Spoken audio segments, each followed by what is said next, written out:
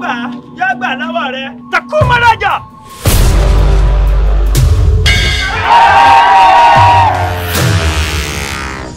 Ṣé o ti ṣetán láti wọnú ayé àwọn àlùjànnú lọ? Mo ti ṣetán. Bóyá.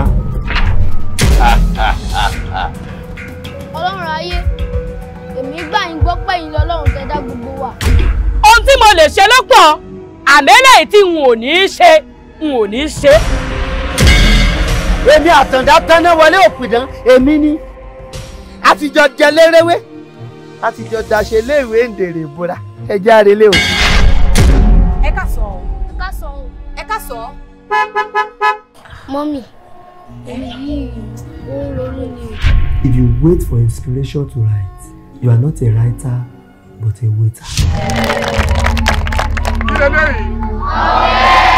Ìyàwó mi rè, máa gé sórí síríṣì. Wọ́n wá pín fún gbogbo yín láàárín ìṣẹ́jú 5, wọ́n gbà padà. Ẹ pariwo máàdì. Máàdì! Èmi Ọlọ́run ayédè, èmi mọ̀ wà núùjì. Tún sọ yín lè mọ́ bàbá. Ìṣì wa, ọ̀nà ìfún yín. Ìdán ńláńlá, ẹ̀sán kan tí ń gbé màlúù ṣubú. Ìdán ńlá tí ń dẹrù pápọ̀. 1, 2, 3, ìjọba!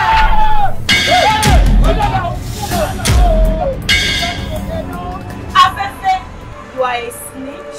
Wọ́n sáré pààrọ̀ kọ̀ọ̀rọ̀ ní Indonesia. Àṣì ní pánìkì. Bẹ́ẹ̀ni. Ìwọ sì ti kúrò lọ́mọ àṣẹ. Bẹ́ẹ̀ni. Tọrọ ọ̀rẹ́ ni. Bẹ́ẹ̀ni. Ọ̀rẹ́ ni wà pẹ̀lú. Bẹ́ẹ̀ni. Ọ̀rẹ́ ni tí ó jà ọ́. Bẹ́ẹ̀ni. Ṣé ilé rúmọ̀ tó wà níwájú dry cleaning shop yẹn kò ní pẹ́ kí n sìn? Abiyamọ lèmi náà má rò pọ̀ ọmọ lọ́mọ. Ọmọ mi o! Ọwọ́ ọ̀gá lọ̀kan ìyàwó mi wà. Ẹ ti rí ìdí ni. Ìyá àgbàlagbà tó wà lẹ́gbẹ̀ẹ́ mi, ó lẹ fún lọ́kàn. Ọ̀sán ìyàwó mi ló wá gbé sórí iná. Ṣé bí wọ́n lọ fi lé lọ? Ṣé mo wá ní ọjẹ́ ni?